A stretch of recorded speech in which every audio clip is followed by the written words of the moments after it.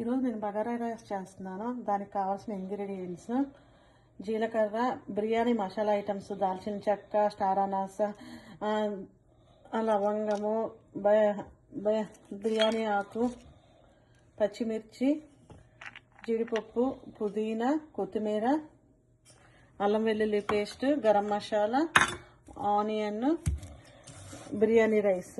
నేను దీంతో 3 కప్పులు రైస్ తీసుకున్నాను. దీంట్లో వాటర్ పోసి నేను ఒక హాఫ్ అన్ అవర్ నానబెడతాను. బగారా రైస్ చేయడానికి గిన్నెలో కొంచెం నేను నెయ్యి వేసి జీడిపప్పును వేయిస్తున్నాను. అలా జీడిపప్పు కొంచెం వేగిన తర్వాత ఇప్పుడు నేను ఈ మసాలా దినుసులు వేస్తాను.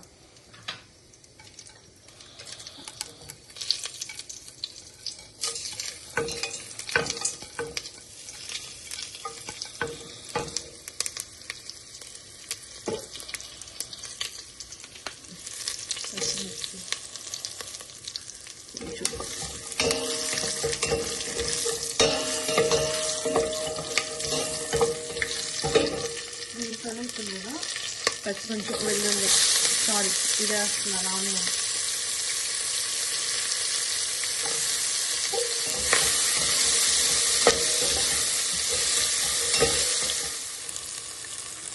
ఆనియన్ కొంచెం వేగిన తర్వాత అల్లం వెల్లుల్లి పేస్ట్ వేసి పచ్చివాసన పోయేదాకా వేద్దాం. అల్లం వెల్లుల్లి పేస్ట్ వేగిన తర్వాత కొత్తిమీర, పుదీనా వేసి,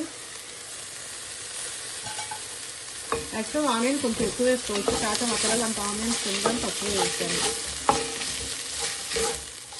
నేను గరం మసాలా వేస్తున్నాను.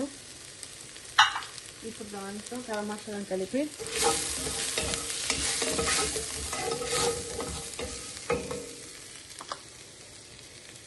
ఈ కప్పుతో 3 కప్పుల రైస్కి నేను 1.5 కప్పుల వాటర్ పోస్తున్నాను.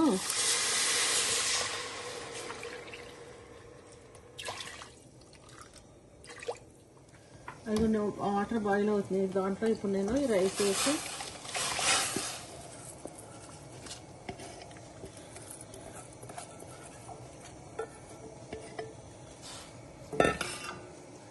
మిక్స్ చేసి దీన్ని తీసుకెళ్ళినప్పుడు నేను స్టవ్ అవుట్లో పెట్టేస్తాను.